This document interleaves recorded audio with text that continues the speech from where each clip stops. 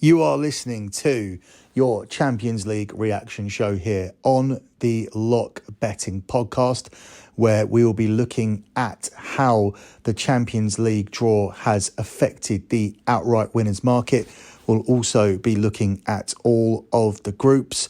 You can follow Lock Betting on Twitter at lockbetting.com. That's at lockbetting.com. That is the Twitter account for lockbetting.com. Lockbetting.com is my premium pay service that has now delivered 111 months in a row of transparent track profit. That means for 9 years and 3 months, we haven't had a single losing month in sports betting. And we are just 9 months away from being able to say we haven't had a single losing month in a decade. Every single month, the plays are all tracked. An official P&L is posted. All you need to do is go to the lockbetting.com site to see all of them. The easiest way to do that is to go to the pinned tweet at the lockbetting.com Twitter account, which is at lockbetting.com. And the pinned tweet will be the P&L for the previous month. If you click on that pinned tweet, look at that P&L, go down to the bottom of the page, you'll see little tags. They say things like soccer, tennis, WNBA, MLB, etc. One of them says P&L. Click that tab and you'll have access to all of the old P&Ls. You'll be able to see the type of plays we do, the sports we bet on. You'll be able to see the stakes. And of course, you'll be able to see the members' comments, verifying the fact that this is true information. We genuinely have 111 months of transparent track profit in the bank. We haven't had a single losing month in over 9 years. So we look to give you some decent leans here for the Champions League. We'll begin with the outright winners market, where things haven't really changed too much as a result of the draw. The only thing we've really seen is Bayern Munich drift a little bit because they were given a tough draw in the group of death. The top three remain the same. Manchester City are still the clear favourites at 5-2, with Liverpool and Paris Saint-Germain joint on 5-1. Bayern Munich move out to 7-1. The current holders, Real Madrid, they've shortened a little bit. They were around about 12-1. They're now at 9-1 because they were given a pretty nice draw. Chelsea are at 14-1. Tottenham have definitely shortened. They were 25-1. They're now 14-1 because they were also given a comfortable draw, at least on paper. Barcelona 18-1, Atletico Madrid 28-1, Juve 28-1, and Inter Milan out to 40-1 now because they are in the group of death, and the bookies obviously fancy them to be the team that will drop into the Europa League. Borussia Dortmund are at 50-1, and everybody else is bigger than 80-1. For me, I said this at the start of the season, if Manchester City can utilise Haaland, that can be the key piece in their game plan that allows them to win the games that they weren't winning before. What we've seen so far is Manchester City doing exactly that. In other seasons, we've seen them have poor results against Crystal Palace. Crystal Palace have taken 7 points from their previous 3 visits to the Etihad prior to that game at the weekend. But already we can see the difference that Haaland makes. He's a poacher in the box, somebody they've not had since the likes of Sergio Aguero, and he was able to, yes, get a couple of tap-ins, but you need to be there to score them. And that third goal, that was something that Sergio Aguero didn't even give them. That was a completely different dimension. They just fed the ball into him. He just bossed the defender off the ball with his power and stuck it into the bottom corner. This guy is lethal, and if Manchester City can continue to find a way to utilise him, then he can be the big difference, especially in games where it doesn't look like they have a way to win. Just dominant possession isn't going to get it done. High pressing isn't going to get it done. You need a different outlet. You need to be able to find a ball to a man who can finish. You need somebody there to tap in a rebound. You need to get something into the box and maybe onto Haaland's head. He gives you that different dimension, and for me, this season, I'm usually against tipping City, but this season I'm very, very high on City. I don't like the way Liverpool have started the season. Obviously, with players coming back, they are going to be stronger in the second half of the season, and perhaps maybe if they've gone too far away from the league, then their sole focus would be on the Champions League, which does actually give them a big advantage. But we'll have to see what happens as we approach the second half of the season. And I'm calling the second half of the season that comes after the World Cup. Usually I think of the second half of the season as being the season when the Champions League resumes, but this season almost has 3 parts if you want to look at it that way. I think PSG are moving in the right direction, but despite getting a lot of players out, I don't think they've brought enough in to win the Champions League.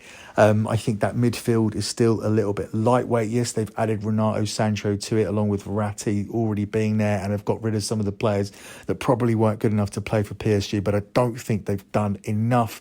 I also still think they're always going to suffer from the problem of just blitzing through teams in their league, and then all of a sudden having the big shock of having to play a Champions League game.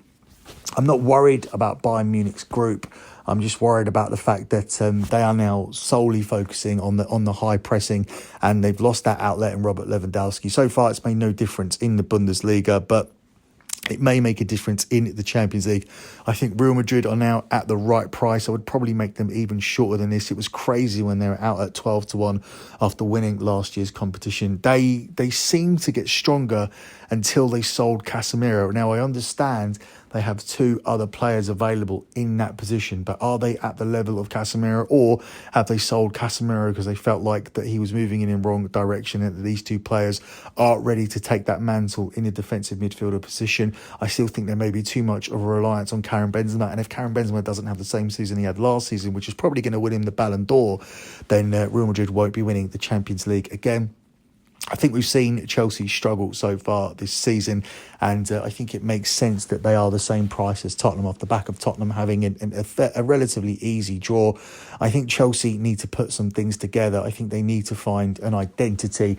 I think at the moment they've taken a very scattergun approach to their transfers, and I don't know if they want to be a team who play with a false nine, if they want to put a Aubameyang in and play with a real nine, if they want a back three, if they want a back four, if they want wing backs, if they want two holding players. It's just really all over the place, and even their transfer policy was scattergun.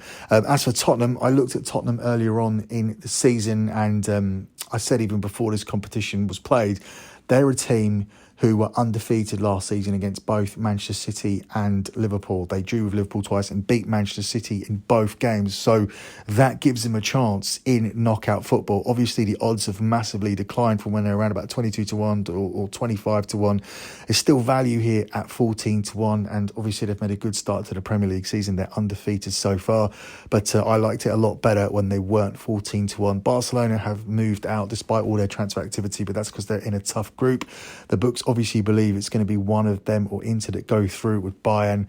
I ultimately do think it will be Barcelona. I think they're very strong at home in the Champions League, and I think they'll continue to be strong, but I don't think they can win this competition, because despite the fact they've signed Koundé, I still don't think that's enough defensively to win this competition.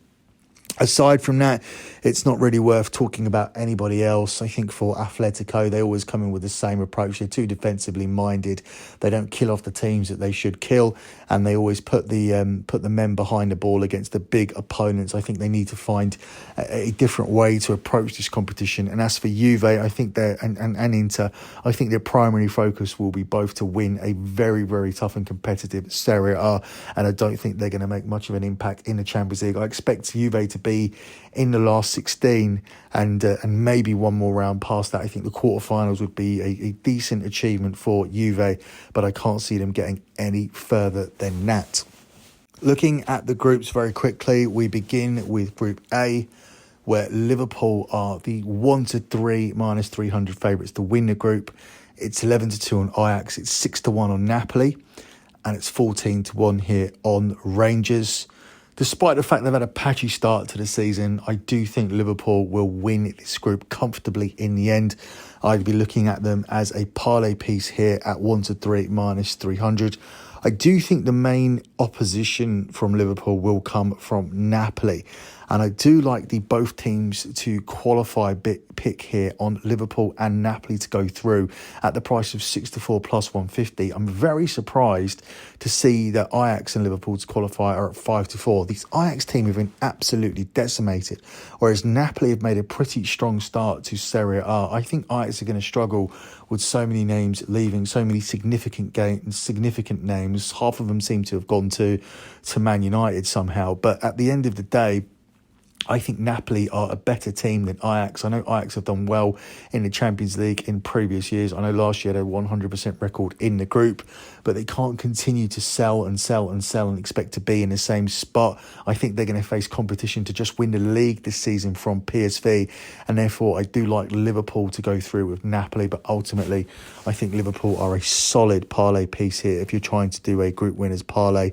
Despite the fact they have had a patchy start to the season, I think Liverpool at minus 300 to win the group is almost an automatic in your group winners parlays. Looking at Group B, this gets a little bit more difficult with Atletico here at 10 to 11, 3 to 1 on Bayer Leverkusen, 3 to 1 on Porto, and 11 to 1 on Club Brugge. Leverkusen are a far better team on Porto than Porto on paper, but given Porto's Champions League pedigree and the fact they're so difficult to beat at home, that's why I think it's a fair price to have these two level. I think, of course, Atletico should be the favourites and they should win this group comfortably, but at the end of the day, they won't. They'll go to somewhere like Club Brugge, they'll set up defensively, they'll try to win the game on the counter-attack, they'll do the same for all three of their away games. They should be going to Bruges, winning that game comfortably and destroying them at home with the personnel that they have. That should be 6 points guaranteed for Atletico Madrid, and they should be able to win their two other home games against Leverkusen and Porto. Whether they do that or whether they make it very difficult for themselves by starting games too slowly and being too conservative and having 0-0 draws at home, or even being beaten at home, being hit with a sucker punch and making it harder for themselves, remains to be seen. I just don't see Atletico coasting through this group as the odds suggest. Will they win it? I'm not sure. Should they win it? Yes. But how comfortable it will be, I'm not too sure here, based on the fact that Atletico have made things difficult for themselves in the Champions League over and over again. Group C, I think there's value here on Bayern Munich. They are the favourites here at 4 to 5. Barca at 2 to 1, Inter at 4 to 1, and Victor Plzeň at 100 to 1. This was a dream draw for Plzeň. A lot of people were saying poor Plzeň, but they will love to play these teams. They will love for their players to travel to all of these grounds. But ultimately, they don't have a chance of doing anything here in this group. It is between the other three sides. For me, I think Inter Milan are going to be the ones who miss out on qualifying. I think Barcelona's home form will carry them through. But ultimately, this is a team who will still be scarred by the fact that they lost 8-2 a few years back to Bayern Munich. Bayern Munich haven't really changed too much. They've still got quality in every position. I think at some point they will suffer from the fact they haven't replaced Robert Lewandowski and they are now playing different stylistically. But at the same time, this does fit in more with what Nagelsmann wants to do. This is what he's done at previous clubs. He does like to play that high tempo football. He does like to press the ball higher up the pitch. So this may work for him and this may be the best thing that ever happened to him. But it's going to be very, very interesting to see that narrative of Lewandowski returning to Bayern Munich where he used to play. We have that narrative also later on the podcast where Haaland has to travel back to Borussia Dortmund. But in this situation, I think you go with the team who have had better pedigree over the years, over recent years anyway, and that's Bayern Munich. And I think they'll win this group here at 4 to 5. Moving on to Group D, we have Tottenham as the 1 to 2 favourites, Eintracht Frankfurt 11 to 2, Marseille 11 to 2, and Sporting at 7 to 1. Tottenham aren't the seeded team in this, Eintracht Frankfurt are, but Eintracht Frankfurt have had a very, very patchy start to the season in Germany, and despite being the seeded team here and Europa League winners, I think it makes sense for them to be level with Marseille in terms of who goes through with Tottenham. Tottenham to qualify with Frankfurt is priced up at 2 to 1, whereas Tottenham to qualify with Marseille is also at 2 to 1, and Tottenham to win the group is with Marseille finishing second is 3 to 1, and Tottenham to win the group with Frankfurt finishing second is also 3 to 1. So they cannot split these two teams in second and third. I can't really either. I would narrowly lean towards Marseille given they've had a stronger start to the season. And I think Tottenham are correctly the favourites here. This is a dream draw for Tottenham. I saw some supporters that were disappointed that they weren't getting any big teams travelling to the Tottenham Hotspur Stadium. But all they need to do is be patient because their team will be in the round of 16. And I think Tottenham to win the group is a decent parlay piece here to add alongside Liverpool. In fact, already adding Tottenham at 1 to 2 and Liverpool at 1 to 3 already gives you an even money plus 100 parlay, just parlaying those two selections together. Moving on, we move now on to Group E, where Chelsea are another English team who are favourites to win their group here at minus 300. We have AC Milan at 3-1, Salzburg at 10-1, and Dynamo Zagreb at 50-1. It's another dream draw here if you are Chelsea and AC Milan. I expect the Italian champions to go through with Chelsea. Ultimately, I think Chelsea will win this group. They have a strong record against Italian clubs in recent years. And of course, they won the Champions League a couple of years back. I think this may be a tournament that does help Chelsea, who are having some very patchy form in the Premier League. They're finding it difficult to go to places like Leeds and Southampton, where they've already lost this season. But I think, as I said, when we're looking through the outright markets, they need to develop a definitive way of playing. Either it be the 3-4-3 or the 3-5-2 or the 4-3-3 or the 4-2-1-3. It just doesn't seem like Thomas Tuchel does know his best 11 or even his best formation, which is odd because he's now been in the job far, far longer than when he came in, sorted out the defence, won the Champions League.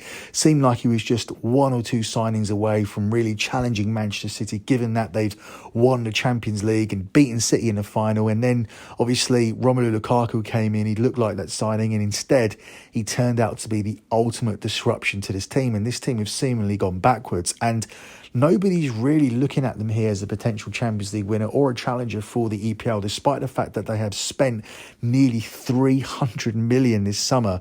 It doesn't look like that first 11 at least is any stronger, which is insane. I think that they'll win this group comfortably. Again, I think Chelsea at minus 300 is another parlay piece that's worth looking at.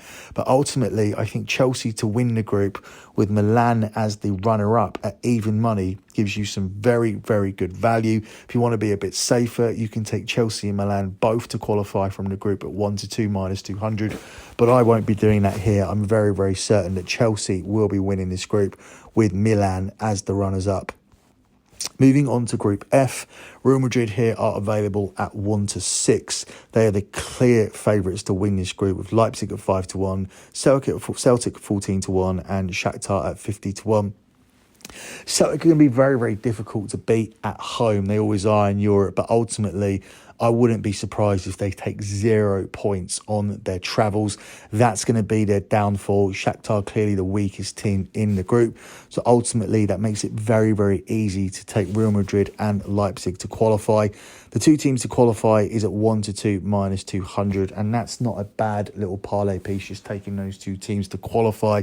But I also like Real Madrid to win the group and Leipzig to be the runners-up here at 4-5. So nothing too out there, relatively chalky, but I do think that bet will cash for you.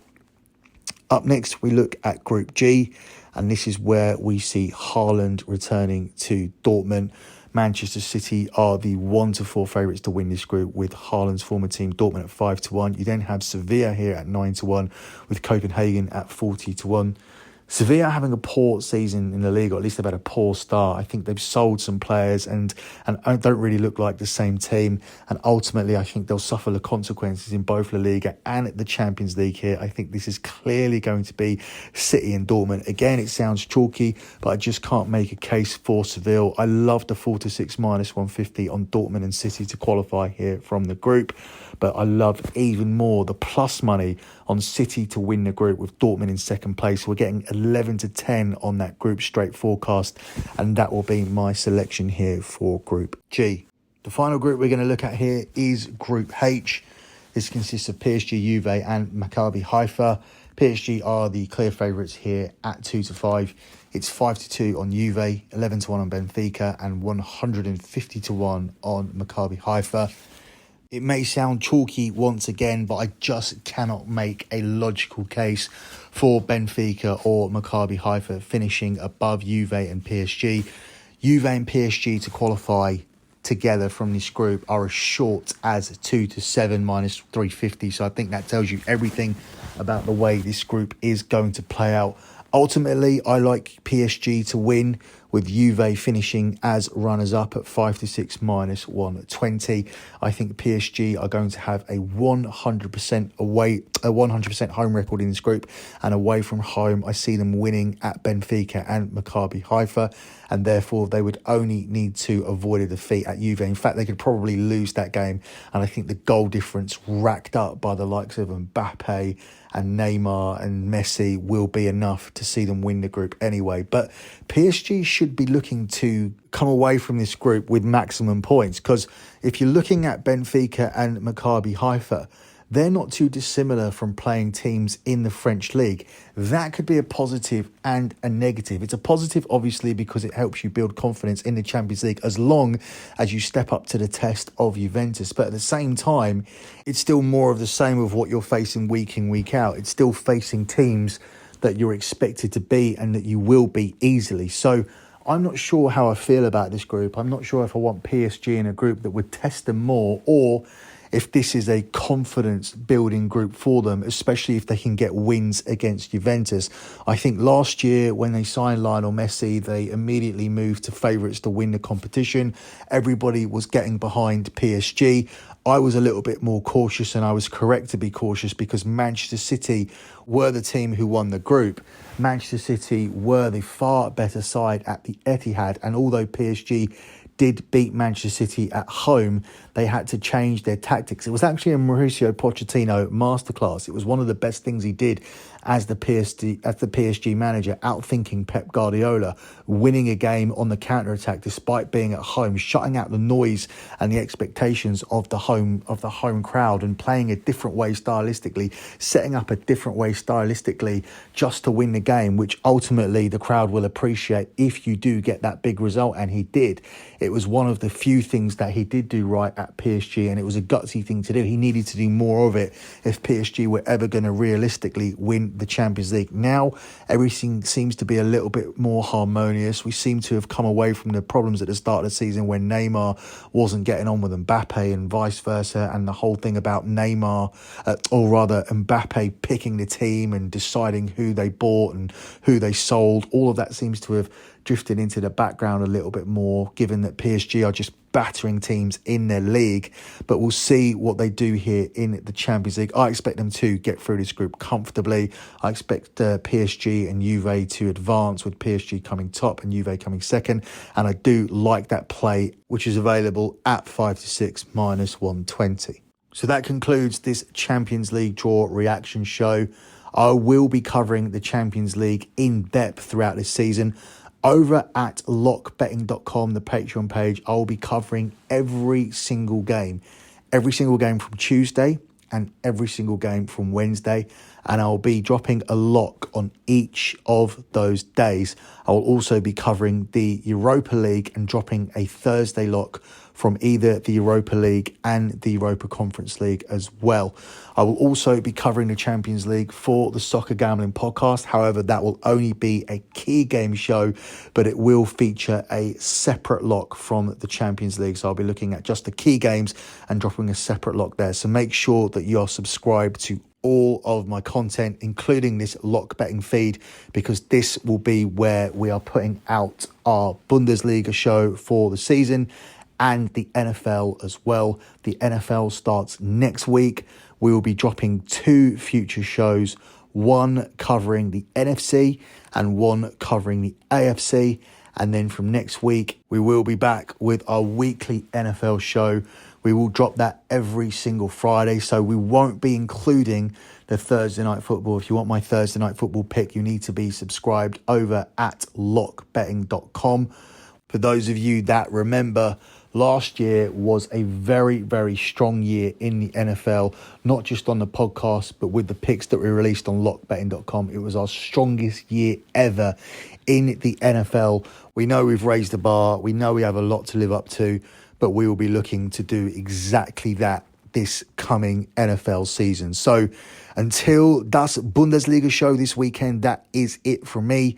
Good luck with all your bets as always, and thanks for listening.